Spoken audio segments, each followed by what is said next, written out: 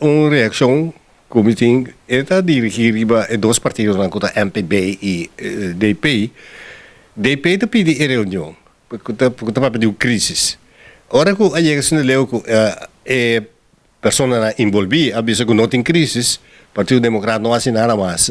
Senhor Abraham aqui da discutir, que da papi, pero não vai em profundidade passar para mostrar que tem crise, para sobrebotar acusar o colégio executivo que tem crise.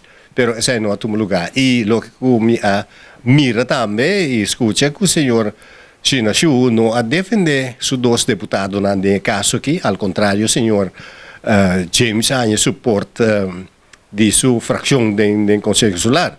Pois tem uma crise para sobre e assunto está que não aduna permite na desenvolvimento.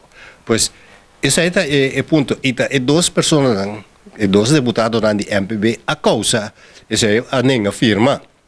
Se você não afirma, vamos explicar de como. Que é o motivo não básico.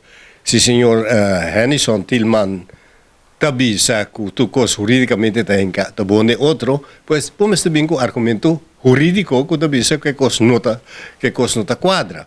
Pero agora não há ainda uma questão de master plan de estratégico com turismo aqui não e traz dessa aqui não por bana nas conde.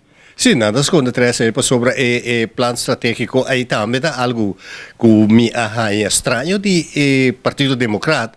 Num certo momento, Nina Den Heyer, deputado da BCC, pero também contra a regra não que nós mesmos a acordar em Conselho Solar. Pois, ela tira a bala desse coche de Conselho Solar e senhor Abraham, cuta de opção de serviço não, pero não sei nada a ver que se explica mais a leu de com.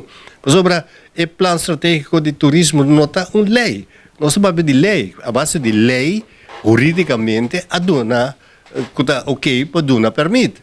Pois o plano estratégico não está conta. Mas nós temos outro plano, sim, o plano estratégico de Bonaire, para o desenvolvimento de Bonaire, que sai sim está acordado e que esse sim está, nos visa uma lei para ter o plano de desenvolvimento de Bonaire e não plano estratégico de turismo e plano de recuperação de turismo.